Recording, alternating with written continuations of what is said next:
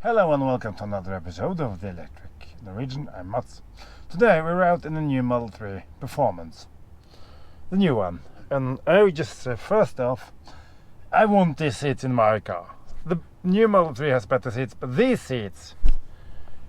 Oh yes, thank you. And there's one thing lacking, and that's the thigh support. Apart from that, they seem very well indeed, at least so far. So let's get cracking, shall we? First impressions, of course, this is a lot tighter than my standard range. I mean, you should have expected no less. Sorry, there, now it shuts off. I'm going to focus mostly here on the driving experience, the interior, materials, design, all of that. It's covered mostly elsewhere. You have an adaptive chassis now, and you can put it in standard, and then it becomes more rounded and comfortable, or you can put it in sport and it stiffens the whole thing up. Even in sport though, it's never crashy like the old ones used to be, because that really was the big bugbear of the old cars. It was just, no, it didn't control the mass of the car good enough. Even in my standard range, you can feel instantly they've changed that. Competitive to this is in many ways the Hyundai Ioniq 5N. Of course, you don't have all the gimmickry and the noise and the gearbox of the Hyundai, but you now have the weight. This weighs, I don't remember exactly, it weighs about 1,920 kilos, which is,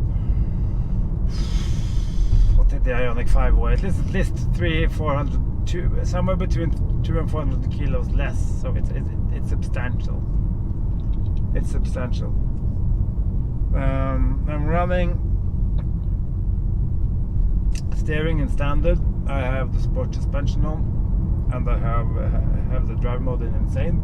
We're at 57%, by the way, which estimates 260 kilometers of range or whatever it is, thereabout. So let's see what it does now. Let's give that Ford a bit of, there's no one else here, let's give that Ford a bit of space. Alright. Oh god! That's 100! That's 100 and a lot! Yeah.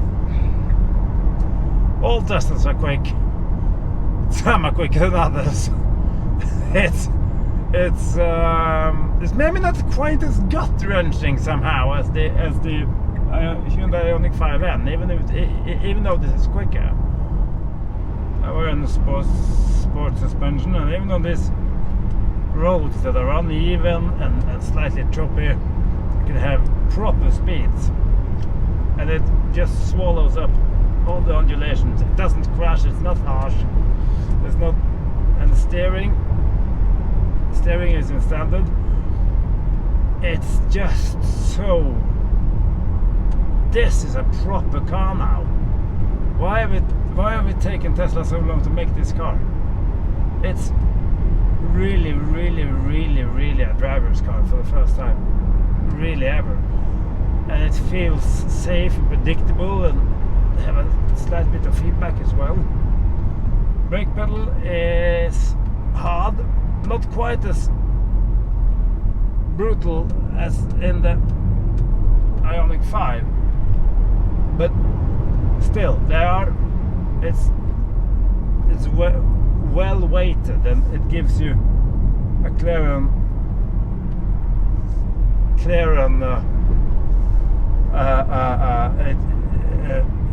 it gives you good signals on what, and the brakes work, what's happening. You're braking, there's nothing, you don't do anything else, there's no squishiness in the brake, nothing.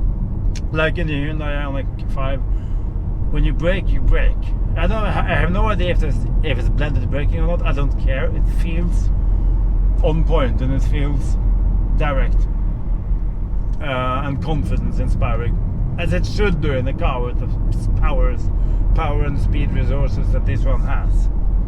And of course, the one pedal driving is good, as it always has been. Now this is, oh my word, I was hoping it would be this good, but it wasn't even certain. I didn't dare to hope it would be. Oh boy. And of course it's a Toyota. Technically I shouldn't be complaining too much because it's not breaking the speed limit in any way, sense or form. And we're going into a farm, so people live here, so we have to cruise gently through it anyway. So just for fun, let's see how it compares to the standard range that I just have. And I had put 1600 kilometers in it already, so I sort of know it. It's not as quick, clearly not. But you know what, these seats, oh, they're really, really nice. They're not too cramped, but they're cool. They're comparative to the seats in the Ioniq 5. Those were even more sporty, maybe. Let's put it in standard suspension and see if it does any major differences. No. Yeah, it takes a bit of the takes out some of the sharper undulations and small frequency vibrations maybe out of the car. Just to finish up on a point I see now, I forgot the comparison between this and the standard range, and I'm not entirely certain if it's so applicable to the long range, but I think it is. One of the issues I have with my car is when you begin to push it, it feels a little bit sloppy, is the wrong word, but the turning isn't sharp enough, and also it's a bit too much motion in the car than you can trust it entirely on a give and take road like I've been on today. That's what this Performanse nails so good, is that little things that it controls really well the movements in the car, and also the turning. It's really crisp. It feeds all that information back to you. So that's sort of a big difference. Apart from all the other differences, of course, the four-wheel drive system, safety, power. Sorry about the background noises. They're testing some electric small that thing. It's really quick. So what do we have here? We have the new splitter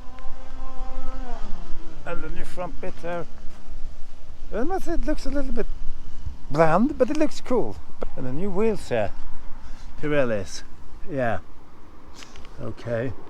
What kind of Pirellis are you? 235 35 20. Okay. Nice and warm. Looks very cool. It's in red, of course, as we all love it. The red brake calipers. Yeah, this is nice. And they say you can get a tow hitch on it, apparently, as an added extra. Maybe I should have one of those one day. Interior. Well, interior is just another Tesla. That's the new seats. They look good, and they really are. A carbon fiber bit here. Other than that, it's just standard fare, nothing to walk through or talk about much. Here we have it. Dynamics, that's where the options are. Standard, insane sport, and suspension here, and steering. Track modes are grayed out. That's just as well, if you ask me. It's a demonstrator. We have been hooning this thing about, and look at that. Look at that. And then look at the lifetime average, 189. This is a performance. This is living a hard life, and yet it doesn't use any energy. That's why I love the Teslas. I love the Ioniq 5. I love the gearbox. I love the funny fossil fuel thing that it is. You know, the simulator. It's fabulous, and I love Hyundai for making it. But this is just fantastic. I'm going back the same way now, and I think this is one of the fastest point-to-point cars you can get your hands on right now. Let's just say you don't really notice how very quickly this thing gathers speed. It's not a plaid. No. but it's smaller and it's significantly lighter, and it's much more nimbler than a Plaid. The Plaid is a brilliant car, but it is a Model S after all, and it is a big heavy brute. This isn't. And oh my word. Let's go and see on the look at the car, man, look at the road, man, don't look at the screen, look at the road. Well, here's 360 watt hours. So that should tell you all you need to know, really. And then we can lay back, we can put the thing in standard suspension mode, and we can just chill behind this Golf here. But this is what the Model 3 were all about. I've said that since the first time I drove the new updated Model 3 Highlands. But this is what the Performanse always should have been. I've only driven the Performanse once or twice, admittedly, but they've suffered from the same problems that all the other Model 3s have suffered from. Noise, unrefined suspension, and not particularly good seats. They're comfortable, but they're not sporty. And in a car like this, particularly in the Performance versions, I mean, the long range versions are quick enough, but these ones, the old seats were never really that good. No, they were perfect class, they were crap. These are fantastic. I try not to use the word fantastic too much, but these really are fantastic. Let's say I have the Model 3 standard range for 3 years or something, and then sell it off, and then get one used one of these. Of course, it has to be the red. Okay, the range is probably the same as I get out of mine, maybe a little bit better, and then yeah, you know, Bob's your uncle. You get these seats, you get the power, you get the sports mode, you get the track mode. I mean,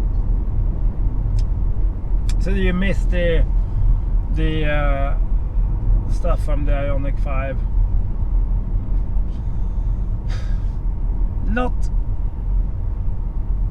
in the sense that when you run it on this one, you don't really have the time to think about it, and of course, but it's a slightly different experience. And the Ioniq 5 is, for all intents and purposes, a crossover. It's not a particularly big crossover, nor a particularly tall one, but it is a crossover nonetheless. This isn't. This is a saloon car, and there is a difference. But it is, of course, up to you, up to the people who are buying these cars. And I adore the fact that we have more choice. And these things costs. The cost difference between this and the Ioniq is, I don't know exactly how it is in the continent, but in Norway it's about 20,000 euros roughly. This costs around 55 to 60,000 euros on the continent, depending on the market. So it's a lot of money, but my word. Let's take something that's actually fitting to talk about. We'll talk about the weight. Okay, BMW. Anybody? The new M5. It's a big, much bigger car than this. I'm perfectly aware of that, but that's not entirely the point. The M5 is a legend. The new one, four-wheel drive, hybrid system, V8, turbo, and hybrid system. It weighs 2.4 tons. What are they thinking? Couldn't we just have gotten a lighter, much sportier i5M? And then they could have taken a leaf out of Porsche's book and said, okay, here's a manual, naturally aspirated V8. It's going to cost you 200,000 euros, and we're going to build 2,000 of them. That's what I would have done. That's what I should have done, but it never did. Instead, we got this disaster of a hybrid thing. Yes, it's quick and it's competent, but it's heavy, and then Tesla comes out and say, "Hello, look at us." Now it's not a direct comparison, but it is still an apt point. The combustion engine is dying. It's been dying for a long time, and I love it to bits. But let's face it, if you want to have fun, get an older car like the Porsche, like my car, for instance, the old Porsche Boxster, or an MX-5, or a 2007 997 Gen 1 Porsche 911 or something, or whatever you want. Get an old Jag, I don't care. if you just want a quick, cheap to run, fun runabout, get an EV, get a used EV. I don't really care about what I don't care if you buy an MG or whatever you buy, but just let's stop this hybrid nonsense. Okay, let's Koenigsegg and Batterimark do it in the Bugatti. That's fine. That's something special. That's something unique. That's not comparative. But and the new M5, come on, that's just being stupid. Oh look, it's a motorway. Oh no, we have to accelerate. We're doing 60 now. And we're doing 100 and a lot. I love some power. Oh yes. I think the person in the white Model 3 on the side there got a bit of a shocker as well, because he didn't see that coming. I'm such a child. Now we got the consumption down to 250 now. So let's put adaptive cruise on and just do exactly that. Cruise. The consumption is just falling like a rock, of course. Of course it is. Now, when the sound system here is, as I mentioned already, brilliant. It's good in my car, but in this, with the full package, all the speakers, both subwoofers and stuff, it's just mega. So to try and wrap it all up, yes, the car has the element of surprise. It's really fantastic. It's everything that a good driver's car should be. It's easy. It gives you confidence. It's very confidence inspiring. It's forgiving.